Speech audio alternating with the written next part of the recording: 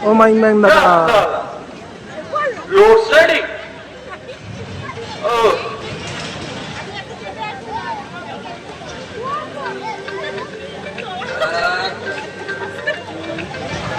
আমি ভাই যাচ্ছি না।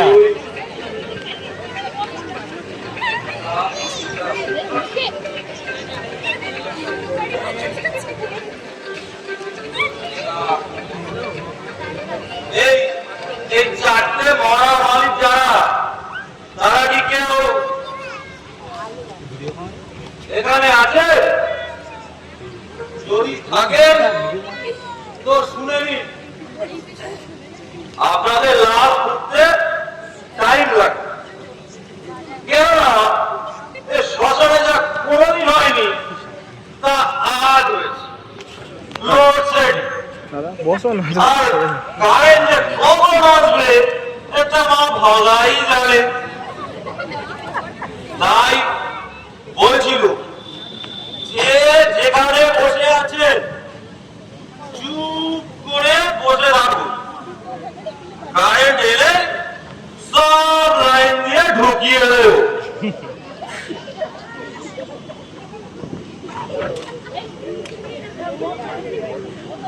যা শেষ। আমি তখন একটু টেনে আসি, যা বলে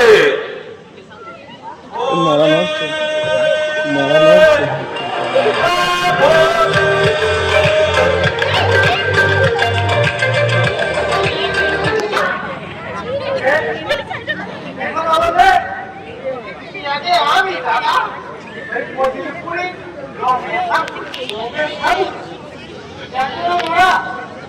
দাদা মোড়া তো বটে, তা না হলে আপনাদের পাশে না হঠাৎ ওই ইয়ে বলি উঠি বলছি যে বলবো না সারা জীবন বুকে রক্ত পায় করে পয়সা রোজগার করে ছেলেগুলোকে মানুষ তাই ভালো কি হাল আরে জীবনের মানুষ মরণের পরে একটা বোম্বাই খাটিয়া তুলসী চালে সারা ছেলেরা নাক তো দিলই না, আধা বছর থেকে বডিটা বার করে একটা বড় আর শেষ এমন হেরত বাঁধতে বাঁধতে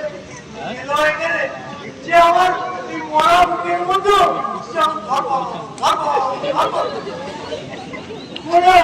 এই বুঝি একটা মুম্বাই খাটিয়া আর কত দাম সে জায়গায় আর টাকা প্রচার করে থাকবে আর শিখতে যাও আওয়াজ শুনে বলছে এই বুঝি বলে যায় থাকিস খাটিয়ার বলছিল না পড়ে গিয়ে কোমরটা ভেঙে চুরমার। তাহলে ওই ডক্টর বিদ্যুৎ চট্টোপাধ্যায় অপারেশন ফি 10,000, তারপরে নার্সিং হোমের খরচ। কে রে? মাই ডিয়ার ল্যাঙ্গুয়েজ কে বলতে গেল গাড়িতে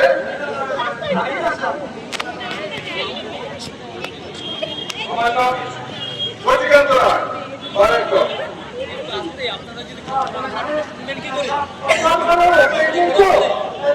চিনতে পারে কি বলবো দেখে তোমার ভদ্রলোক বলে মনে হচ্ছে, তা মুখটা এত খারাপ হলো কি করে? বউ মরে গেছে তাই ছেলেরা দেখে শুনে ওই রকের ধরে ঘরটাকে আমার আর সামনেই পাড়ার নন্দনদার 24 ঘন্টা সেই রোগে আড্ডা। তাদের রাত্রির কথা শুনতে আমি আমার নিজের ভাষায় ভুলে গেছিলাম। তাই সেই জন্য ছেলেদের কাছে আমার মন সাহিত্য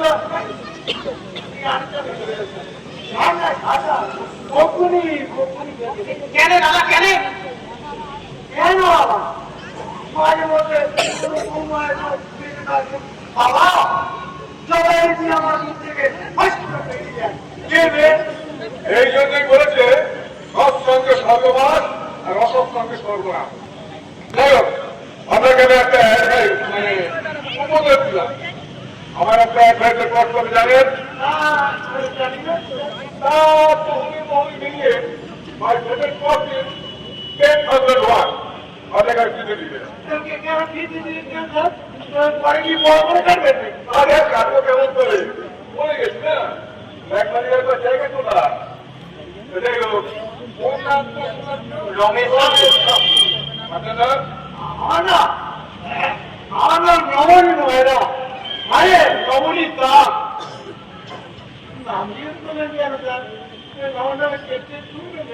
আরে উনি কেন কেস ঢুকবেন? কেস ঢুকবেন মক্কে না, উনি তো কেস লড়বে। আরে আপনি একবার যাবেন কেমন করে? কি রে বলেন না, আমি হলাম কে ওই মজিলপুরীর রমেশ সাথী, রমেশ সাথী। আমি পরিবার করতে করতে জীবনটা শেষ করে ফেললাম। অনেক দূরে, সেখান থেকে এখানে গেল, তাদের পেটে কোনো ভাষা ছিল না।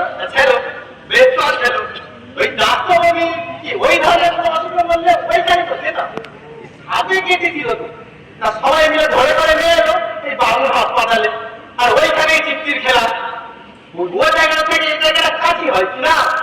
আর তাছাড়া কাটা পুকুরি হয়ে আসতে হলো তো কি সাইকেল ভ্যানের পেছনে শুয়ে শুয়ে নেটওয়ার পেটার করতে করতে এই তো গায়ে গতন একেবারে ব্যথা হয়ে গেছে। একটা আন্দাজ কথা বললেই হলো, মামুর হসপিটালে সাপে কাটা রুগীর চট করে মারা যায় না।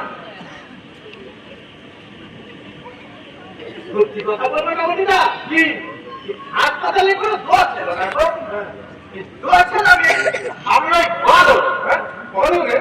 হ্যাঁ ওই বলো হাসপাতালে কাঁদে ছিল আমার পায়ের পুরো আঙুলের দোকায়, আর আমার ছেলে এসে এই ছোট মেয়েটা বড় বড় বাড়ি হয়ে গেল আমার পাড়ায়। সে কি মেয়ে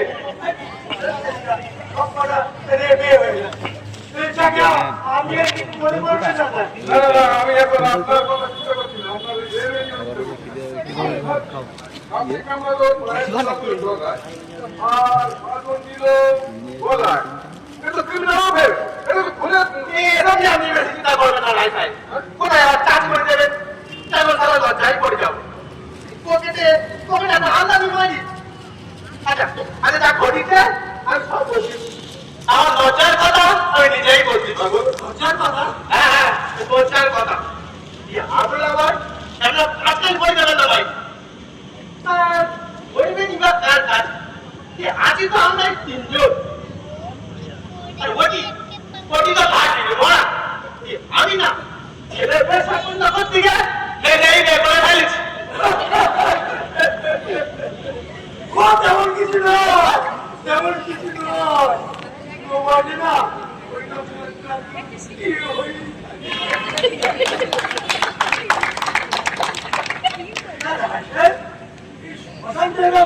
গুঞ্জন করছে কেন? প্রধান বন্ধু গেল কোথায়? আগে কথা বলবেন না, ওর মধ্যে আমার দুটো ফেলে করেছে। আগে কথা বলছি প্রধান বন্ধু বান্ধবরা সব গেল।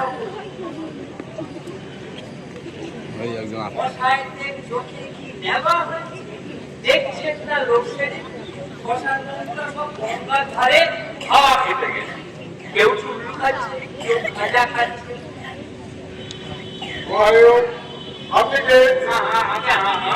আমি রবীন গঙ্গোপাধ্যায়, মানে রবীন গঙ্গোপাধ্যায়। কোথা থেকে হলে? আমি ছিলাম 1 নম্বর চুলে, মুখেও করেছিলাম জানেন, সুইচ টিপেছে, কবে চুলগুলো পিট পিট পিট পিট করে ফুটতে আরম্ভ করেছে।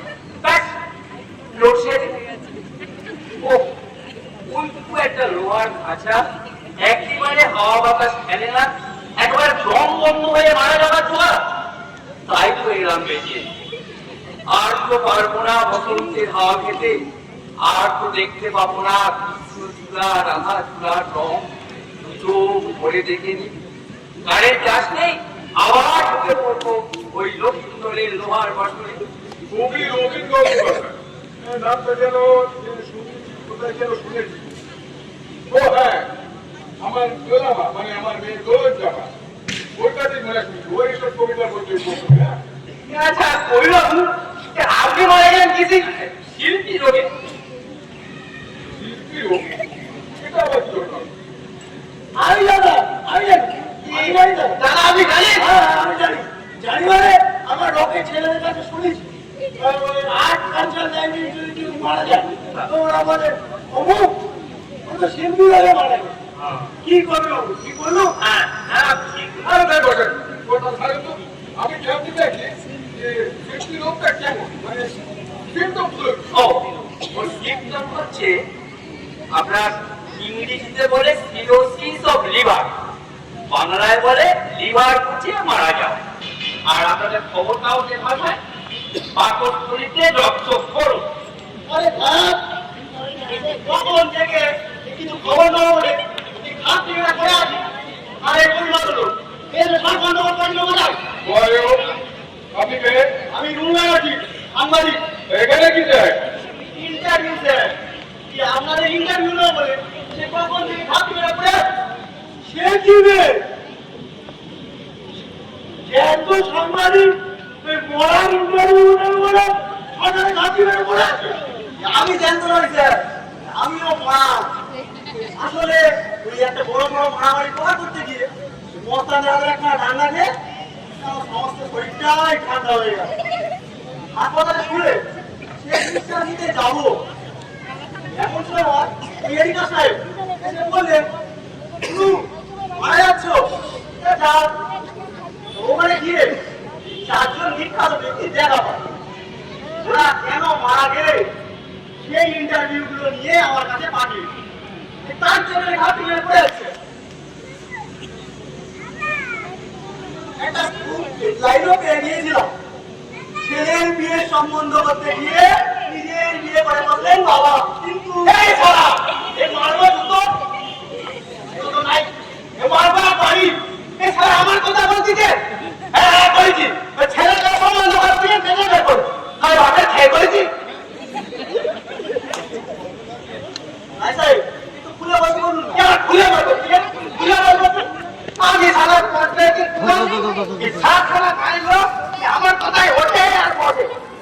মাইন্ড ইউর ল্যাঙ্গুয়েজ, এখন আর ওঠে বসে না, আপনি লিখো। হ্যাঁ এখন তার বস্তু তা আমি কি কাউরে ভয় পাই? আচ্ছা তাহলে শোনো, আমার 20 বছর বয়সী বাবা আমারে বিয়ে দিল, তাই তো ছেলে হলো, নাম দিলাম বলরাম। চাষ করবে 27-এ খুব বললো এই বাপ বললে আবার বেকর।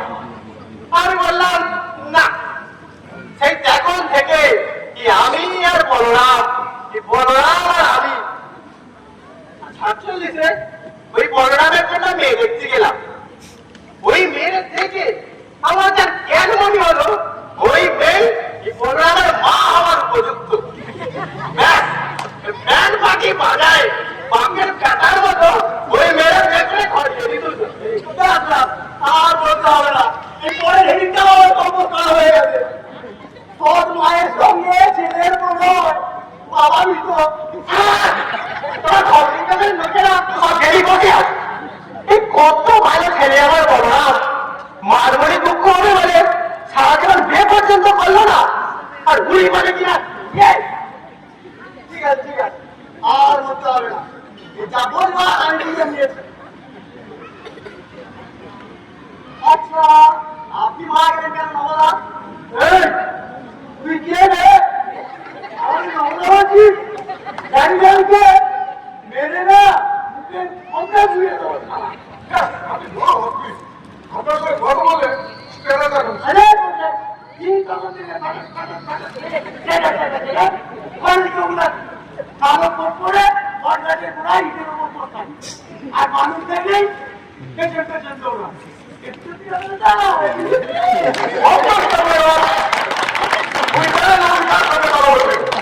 আমি ব্যারিস্টার সচিকান্ত রায় আমাকে কি বলে আমি কই আমি ছুটো বলে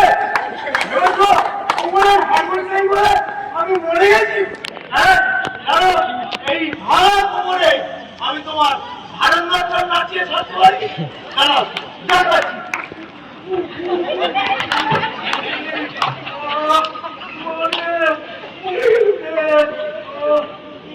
কি হলো দাদা তোর ডিউটি ঘরে বসে বসে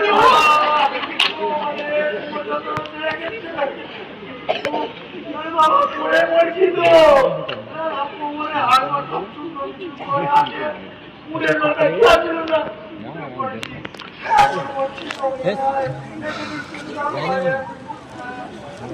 কবি একটাই না সরি দাদা আমার কাছে একটাও পয়সা নেই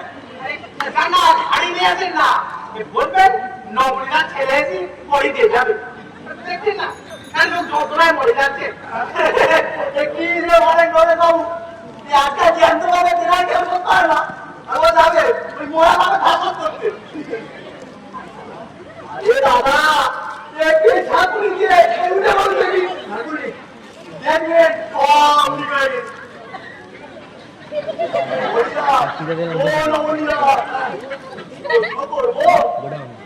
কি করতাম তা আপনি মারা গেলেন কেন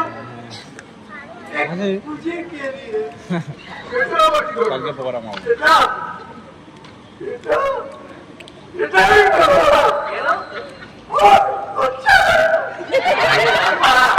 লজ্জা আমার কিসে দ্রৌপদীর বস্ত্র উন্মোচনের মতো সব লজ্জা উন্মোচিত করেই ওই চুল্লিতে ঢুকবো তুমি তো বড় কিছু তো পারলাম বলে আমার পিছনে খাওয়া দেবে ও আমি আমার কি বললুম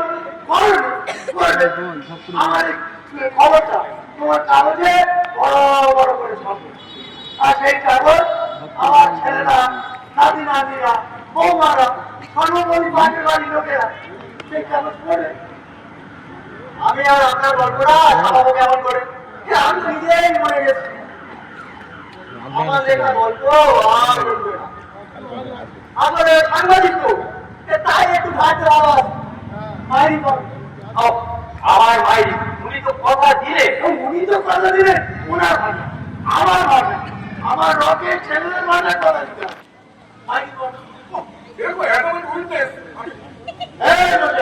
আমার আপনি উঠতে আছে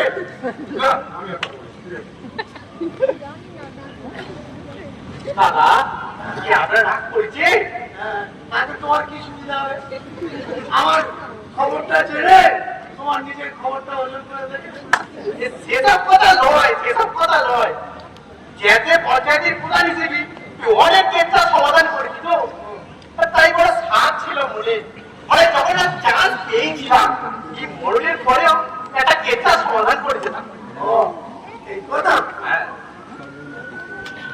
সবাই কবি হ্যাঁ বলুন একবার চট করে ঝাড়ি করে দেখে যেত এদিক মানে আমার বৌমারা নাতি নাতিরা দাদা দাদা চিনবো কেমন করে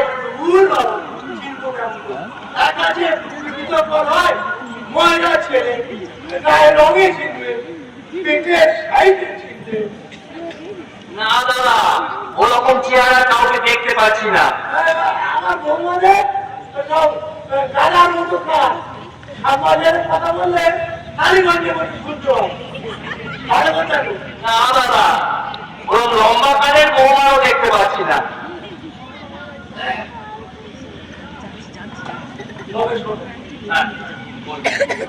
হঠাৎ একদিন দুপুরবেলা ছেলেরা সব কাজে করবে নাতি নাতিরা সব খুব করে বৌমারা ধরে খেয়ে দিয়ে ঘুমোচ্ছে আমিও বাড়ি থেকে বেরিয়ে সোজা সিনেমা হলে গিয়ে লেখে একটা টিকিট কেটে ঢুকে পড়লো, পপ করে ঢুকে পড়লো সিনেমা হলে। একটু বুঝে গেলিয়ে দেখ, সেই আমার জানা কেন আর কেন পদন্তের বাজার ছাদে পায়চারি করি, আর সেই হিরোইনটা, সেই হিরোইনটার কথা মনে পড়ে যান। ফাগুনের বাজার মনে পড়ে যান। আর আমার এই বুকের ভেতরটা আমার কারখানার উনুনের মতো বন্ধ করতে হবে। বন্ধ কর, বন্ধ কর। মনে হয় ওই আমার পরে দেখবি। তাহলে বয়সটাকে ব্যাকিয়ার মেরে বয়সটাকে 22-23 নামিয়ে একেবারে পড়াপাকে সন্দেশ করে আর তোর মাথা খারাপ হয়ে গেল। রোজিকে আমার চাই চাই চাই। তারপর তারপর ওকে না ছাদের পায়চারি করি। আর রুটির কথা ভাবি আর পায়চারি করি। মাঝে মধ্যে কোনো বউ মহাজন করলো বাবা যথারীতি আমার মুখ থেকে ফস করে বেরিয়ে যায়। কে রে? একটা টাইমটা বলে নিচে নেমে ছেলেদের কাছে কিস্তি খেতে হবে। আমরা টাইমটা বড় খাওয়া যাচ্ছি দাদা, এই জ্যোতিষীর হাত কান দেখে একটা খবর টবর ধরেন না কেন? ভুল বলবো, খবর নিতে যাবো না। আমি হলো নবনী ময়লা, 14,500 রোজা নিয়ে ডাইরেক্ট ডেলিভারি দিই। আরে পুরুষাটা বলে একটা কথা আছে না, বলো দাদা হবে না মানে ইয়ার কি? একদিন বিকেলে ছাদে উঠে দেখি আমার দুষ্টুমির টিম নদী এক্সাক্ট রোজি মাসের বাড়িতে ভাড়া গেছে। আমি রোজির দিকে তাকাতে রোজি দেখি আমার দিকে সে মুচকি মুচকি হাসছে। আমিও একবার হেসে রিপ্লাই দিলাম। সে কি দাদা, ওই ঠোকনা গাড়ি তখন আমার দুবারই ছিল। কাজে আসার আগে আমার দোকানের হেড গাড়ি, হ্যাঁ আমার বড় ছেলের কাছ থেকে আমার বানানো দুপাটি চেয়ে ওই কেন জানো, ওই স্মৃতিচিহ্ন হিসেবে দোকানের শোকেসে সন্দেশের পাটি আটকিয়ে রাখবে। চাকি চাকি তোমার আদিবাসী কথা এসে না, কেসে কি হলো সেইটা বলে। তারপর প্রথম 3 দিন অপক্ষে ঠিক হাসি, এপক্ষে ভোগ রিপ্লাই। চতুর্থ দিনে শুনিয়ে শুনিয়ে ছাড়ু একা গান। কোন গানটা? আমি তোমায় বড় ভালোবাসি দিই এই আরে আমি তো হিরো হয়ে গেছি না। কোনটা গাইলে? হ্যাঁ मेरे जीवन साथी कहती तुम्हारी दीवानी खत्म सी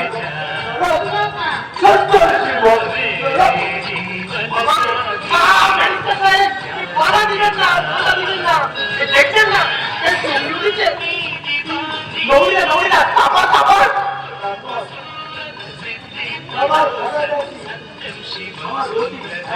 আমার ছাদের দিকে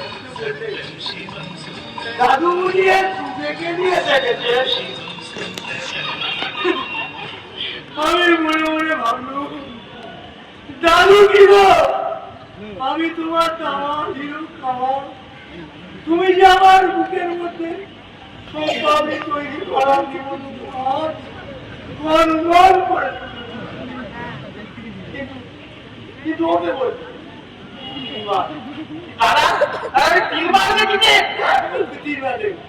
একবার দেখি আমার বুকের ভেতর যা অবস্থা, 24 ঘন্টা ভাবন দিতে দিয়ে তারপর কি হলো? তারপর এই চোখের মধ্যে কমে আলাপ যখন উঠলো জমে এই সমস্ত ফরমালিটি লোকেদের আমি একদম সহ্য করতে পারি না। নাই। আমি যদি তোমার পক্ষে হতো তখন কি করতে তখন কি করতে তখন কি করতে তখন কি করতে তখন করতাম। হ্যালো, তখন উনি আমাকে ন্যায্য ফিস দিতেন। 2 টাকা ফিস পেলে সচিকান্ত একবার সচিকান্ত হয়ে গেল। ভেরিফাই সাহেব প্লিজ, আপনি একটু চুপ করুন। আমার এই ইন্টারভিউ শেষ করতে দিন, তাহলে আমার এই মনোরঞ্জন ইনক্রিমেন্টটাও আটকে যাবে। তারপর বলি না, তারপর একদিন আমার ছাদের আঁচল দিকে রতি বললে, চুপে বললে, দাদু বুঝি এক জেগে নিয়ে দেখেছে। আমি বললাম, হ্যাঁ, দাদু বুঝি এক জেগে দিয়ে আমার আসানে নাচের সিনটার কথা মনে আছে, যেখানে কামাল হাসান নাচতে নাচতে বের হয়ে গেছিল। আমি বললাম, হ্যাঁ হ্যাঁ, আমার মনে হচ্ছে, মনে আছে, সব মনে আছে।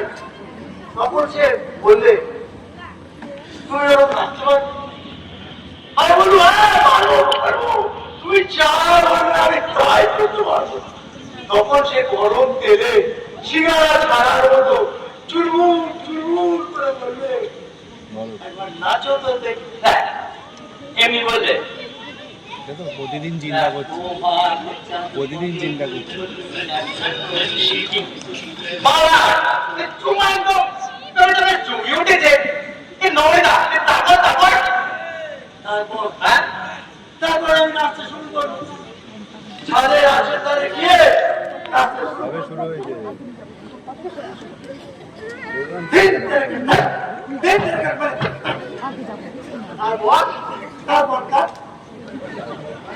অনেকদিন ধরে ছাদের আঁচড়ে ভাঙা ছিল, নাচে নাচে সেই পা দিয়ে পড়লো ভাঙা আঁচড়ের উপর। তারপর আঁচড়ে কমে নিচে কেটে তার তারপরে কি ওই কারাগুলো হয়ে গেল। আচ্ছা অভিভাবক, আপনি মারা গেলেন কেন? আরে ও কি বলবো, আমি জানি। আমার লোকের ছেলেদের কাছে শুনেছি ওরা মাত্র মাথা ছিল, ও মদ খেয়ে পড়বে। হ্যাঁ, আমি মদ খেয়েই মরেছি, কিন্তু আমি আমার শেষ কবিতাটা লিখে পড়েছি। এটা আমি ঠিক বলে না দাদা, এই কবিতা লিখে কেউ মারা গেছে আমার যে আওয়াজ শুনিনি বাবু। তবে কবিতা পড়ে আমার এক টাকা পড়েছে। সবাই আপনার ওই কাকা কবিতা পড়ে মারা গেছে কি করবে? মনের টাকা উঠেছিল তাই মরে গেছে। একদিন কলকাতা থেকে ফেরার সময় একটা কবিতা পড়ে বাড়ি ঢুকলো। ভালো মানুষ হাত মুখ ধলো খেলো, তারপর কবিতা এলো না বুকের পড়লে চির হয়ে শোনো। পরের দিন সকালে ডাকতে গেলে ও সে ওই চলে গেছে, আর উনি বলে কিনা উনি কবিতা লিখে মারা গেছে। হ্যাঁ, আমি তো মাতাল কবি, চারিদিকে আমার বদনাম, কিন্তু আমি আমার শেষ কবিতাটা যেটা ছাপা হয়, শুনবেন সেই শেষ কবিতাটা? ওনার যান না, কি বলে মনোরাজ? আমার আপত্তি নেই, তবে ঘুমিয়ে যাবো। কেন দাদা, কেন ঘুমিয়ে পড়বেন? কেন ছোটবেলা ঠাকুমা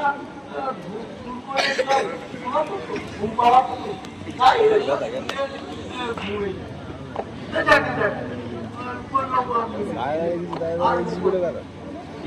আমার এই কবিতার নাম আমি এক বোতল বিয়ার খেতে চেয়েছিলাম। কি খেতে চেয়েছিলেন? বিয়ার। খেতে চাইবে না জিনিস পেল রমণী ময়লার জলমরা তার ছেড়ে বিয়া। আর দাদা আমি তো চুপ করুন, আমি শুরু করুন কবি। হ্যাঁ, আমি এক বোতল বিয়ার খেতে চেয়েছিলাম। দোকান থেকে কিনে আনলাম ঠান্ডা এক বোতল বিয়ার। গ্লাসে ঢেলে চুমুক দিতে যাব, হঠাৎ মনে হলো না আজ থাক। যেদিন খবরের কাগজে দেখবো না দেশের কোনো না কোনো মনে কোনো না কোনো মেয়ে আত্মহত্যা করেছে, সেই দিন খবর বিয়ার। কিন্তু এমনি আমার পোড়া কপাল, প্রতিদিনই খবরের কাগজ খুলি আর দেখি আজ বাংলা, কাল দিল্লিতে, পরশু পাঞ্জাবে দেশের কোনো না কোনো কোণে টাটকা সিঁদুর লাগানো কোনো মেয়ে আত্মহত্যা করেছে, কিংবা তাকে হত্যা করা হয়েছে। কেন না শ্বশুর বাড়ি নামক দানবে খিদে মেটেছে বলে। আমার বোনেরা আমার কথা শুনলো না। তারা প্রতিদিনই কাগজের খবর নিয়ে বেরোবে। আমার আর বিয়ার খাওয়া হয় না। আমি মনে মনে আমার বোনেদের উদ্দেশ্যে বললাম যে আমার বোনেরা, তোমরা কি একটা দিনও রেহাই দিতে পারো না যেদিনে তোমাদের তৃষ্ণার্ত দাদা এক বোতল বিয়ার খেতে পারে? আমার বোনেরা আমার কথা শুনলো না।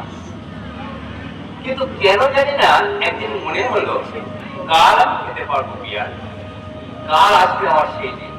কিন্তু একটু পরেই শুনতে পেলাম আমার 3টে বাড়ি পরে যে কোটিপতি থাকে তার ছেলে তো আজ লাফিয়ে পড়ে আত্মহত্যা করে। একটু আগে মনটা আমার খারাপ হয়ে গেল, তাহলে কালও বিয়ার খাওয়া হবে না। পরদিন সকালবেলা ওই খারাপ মন নিয়ে বাজারে চলেছি। সেই কোটিপতির সঙ্গে দেখা, মুখ চেনা ছিল।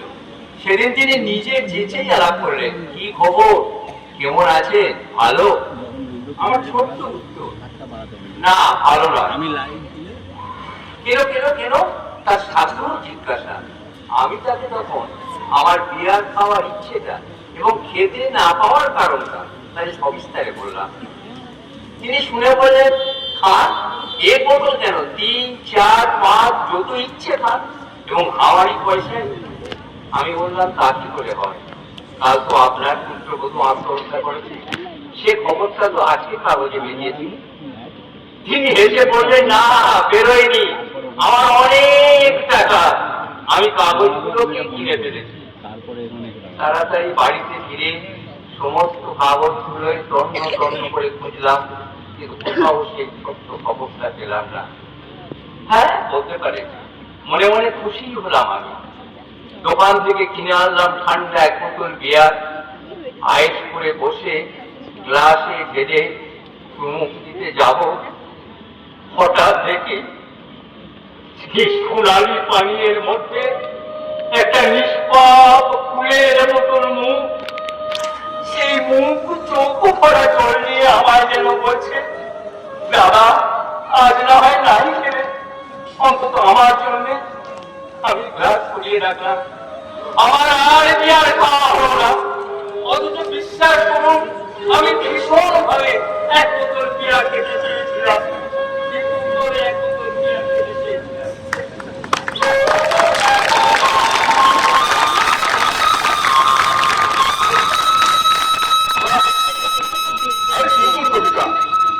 কিন্তু কবি, তোমার এই কবিতাটা শুনে কি কোনো অর্থনিষ্ঠ ছেলে বা কোনো কন্যারা একত্র পিতার প্রতি এতটুকু করুণা রাখেন?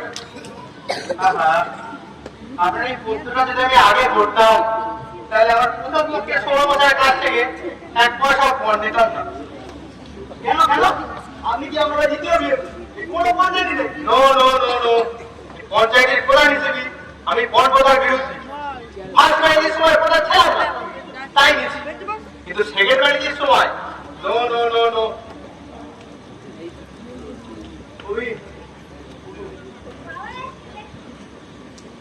সত্যি কবি, আজ তোমার এই কবিতাটা শুনে আমার মনে বড় ভাব হচ্ছে।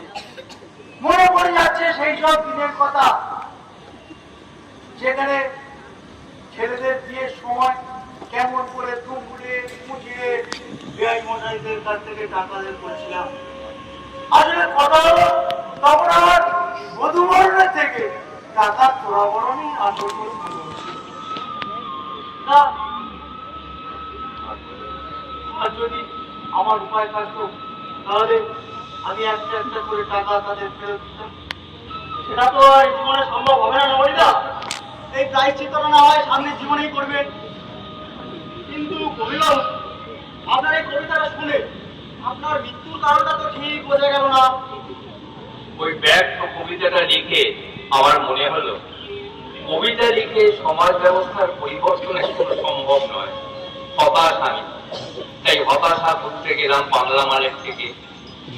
মালে 20 ছিল, সেখানে একসাথে 10 জন। আচ্ছা রায় সাহেব, এবার আপনার ইন্টারভিউটা। আমার ইন্টারভিউ কি হবে? আমার ইন্টারভিউ, আমি একজন ইন্টারভিউ ফাঁকি দেওয়া অর্থ ব্যারিস্টার, কি হবে আমার ইন্টারভিউ? তবু বলুন, সবাই যখন বলছেন তখন আপনি তো বাকি থাকবেন কেন? আমার ইন্টারভিউ নাই, আমার confusion. Confusion? Yes, my confession. I have killed my own child. আমার একমাত্র বিড়ালের ডটার দোলন চাপাকে আমি খুন করেছি। কি বলছেন আপনি এসব? হ্যাঁ, আমি ঠিকই বলছি। I must not contact you. আপনারা কিছু শুনেছেন দক্ষিণ কলকাতার বাড়িগঞ্জ অঞ্চলে একটা ফুলের মতো মেয়েকে তার শ্বশুর শাশুড়ি ননদেরা মিলে পিটিয়ে মেরেছিল? হ্যাঁ হ্যাঁ, খবরটা সমস্ত আমাকে পড়ার উপর ছাপাও হয়েছে। আমি ছিলাম সেই মামলার আসামি পক্ষের উকিল। কিন্তু আমি জানতাম ওরা সম্পূর্ণভাবে দোষী, ওরা খুনি, কিন্তু তবুও আমাকে চেষ্টা নিতেই হয়েছিল, কেননা তখন আমার টাকা খুব প্রয়োজন। তার কিছুদিন আগে আমি আমার একমাত্র মেয়ে দোলন চাপা দিয়ে দিয়েছিলাম প্রায় 10 লক্ষ টাকা খরচা করে কলকাতার সবচেয়ে বনে দিয়ে সবচেয়ে কালচার ফ্যামিলি। তারপর হঠাৎ একদিন আমার বলো মা আমাকে রাতে খাবার টেবিলে আমরা যখন খেতে বসি তখন ও আমাকে প্রশ্ন করছে।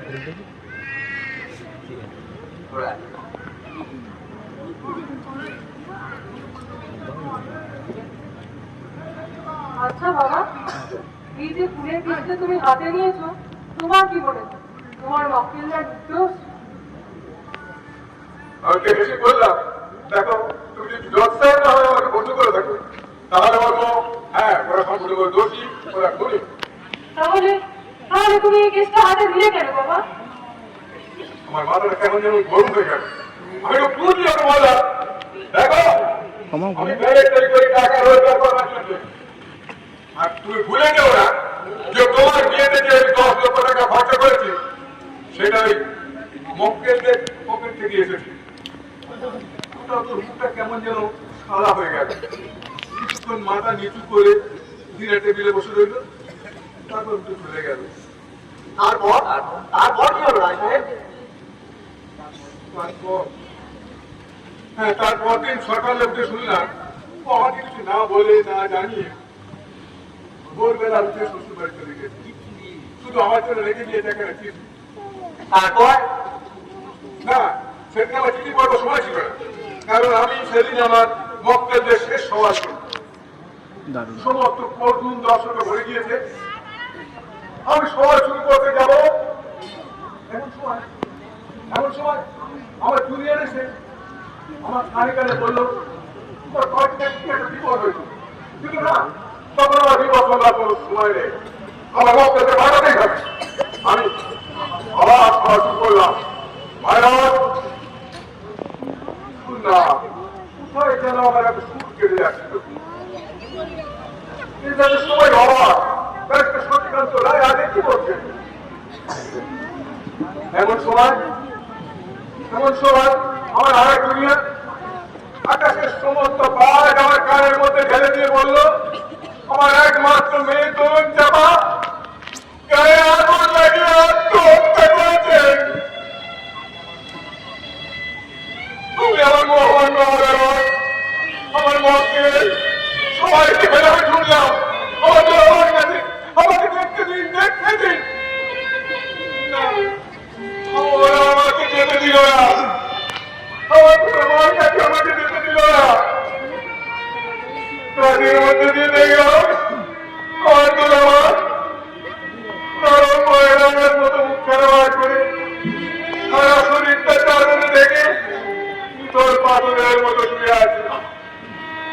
আমার দিকে একবার টাকা দেওয়া পর্যন্ত আমার দিকে কথা বললো না, এত অভিমান আমাকে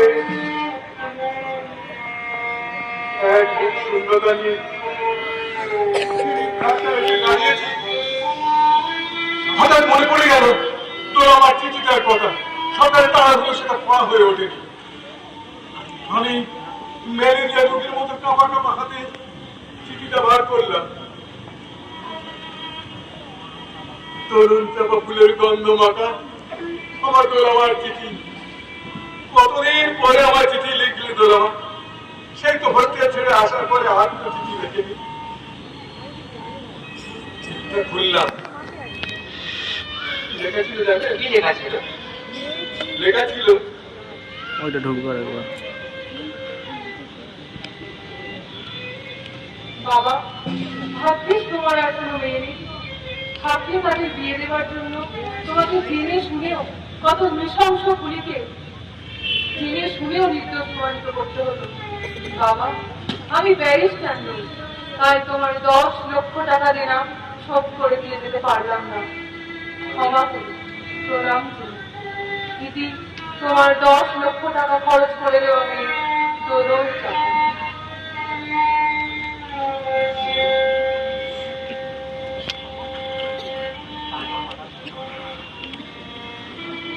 তারপর হঠাৎ মনে হলো আমার বুকের মধ্যে কেউ যেন একটা বস্তা ঢুকিয়ে দিয়েছে। আপনারা বলুন, সবাই লোকে বাজার, সবাই লোক মন চাই। তুমি আমায় এমন শাস্তি কেন দিলে? ছোটবেলা যেমন করে বলছে তেমন করে কেন বললে না? তুমি আমার কেন এরকম শাস্তি দিলে? কেন কেন?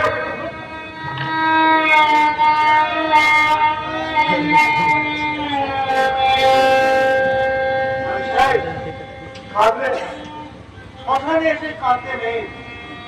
আমি বাজে লোক, অসৎ চরিত্র, তবু বলবো আমি কাঁদলেন না, কাঁদলেন না। আমার দুলাভাই মারা গেছে, তাকে কি এখানে নিয়ে এসেছে? তার সঙ্গে আমার দেখা হবে। দেখলি কি আর চিনতে পারবে? কি আগুনে পুরানো তো কালো কয়লার মতো গায়ের বন্ধ, সমস্ত চামড়া একবার কুচকি গেছে। না না না, প্লিজ প্লিজ অন্তর বলবেন না। জল পুতুলের মতো ছোটবেলা দেখতে ছিল, তাই তো আমার বাবা ওকে রাখলো পুতুল রানী বলে। চাপা ফুলের মতো গায়ের রং, তাই তোর নাম রেখেছিলাম দোলন চাপা। না, আমার মেয়ে দোলন চাপার এমন এমন মেয়ে তো চালা হতে পারে না, পারে না।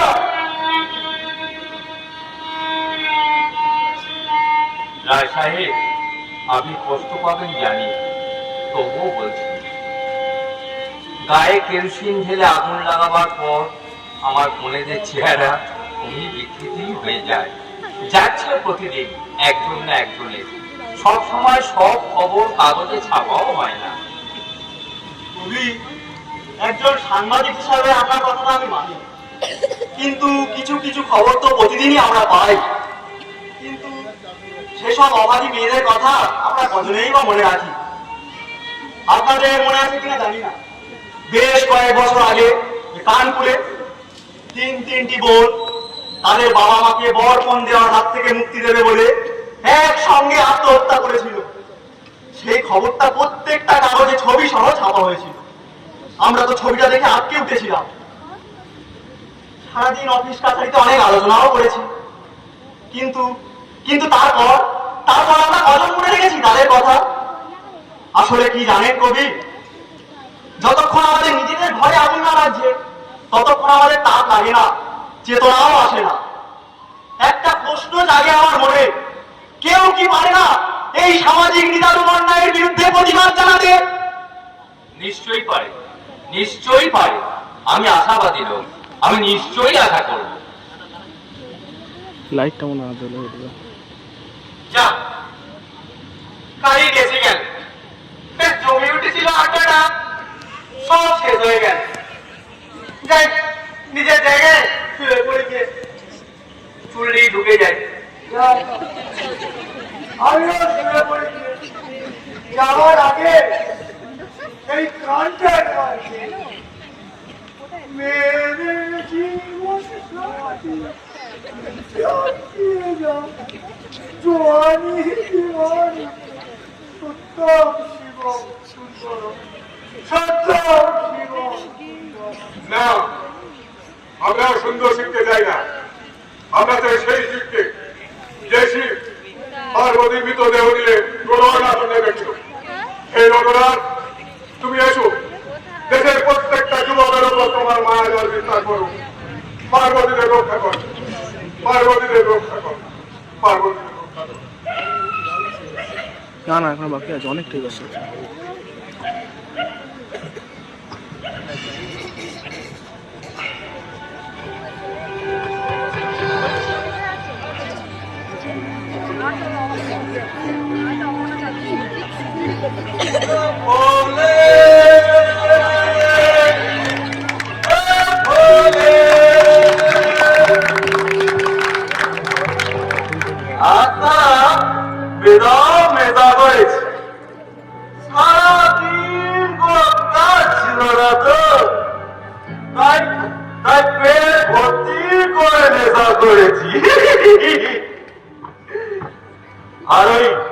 নেশা চড়তেই হঠাৎ তাকিয়ে দেখি ওই ওই শিবরাত্রি পুজোর পরের দিন বাবার যে মূর্তিটা গঙ্গার ভাষা লেগেছিল, সে সারা মূর্তি আমার দিকে টেরিয়ে তাকিয়ে আছে। আমি বাবাকে ঠেলে তোমার জলে নামিয়ে দিয়ে আর নামাবার আগে বাবার এই জোড়ার বাচ্চাগুলো নিজেই পড়ে দিল। নেশার খেয়াল তো, কিন্তু কিন্তু সবাই পড়েই হয়েছে মুশকিল। নিজেকে বাবা মনে হচ্ছে, মানে শিব ঠাকুর। আর এই সারা ডোমের জীবনে নিজের হাতে কত কত কচি সদবা মেয়েদের, কত কত মাথায় সিঁদুর মেয়েদের পুড়িয়েছি। আজ আজ তাদের কথা আমার খুব মনে পড়ে যাচ্ছে। তাদের তাদের সকলকে আমার পার্বতী বলে মনে হচ্ছে। আমি তাদের পার্বতী করতে পারবো না। আমি আর কচি সদবা মেয়েদের আর পড়াতে পারবো না।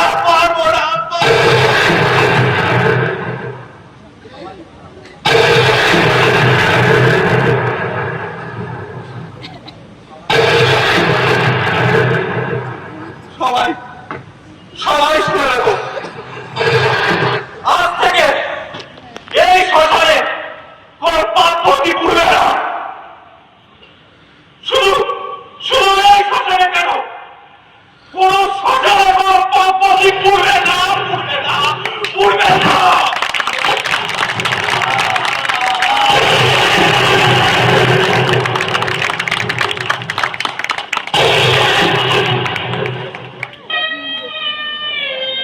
স্টিল করো।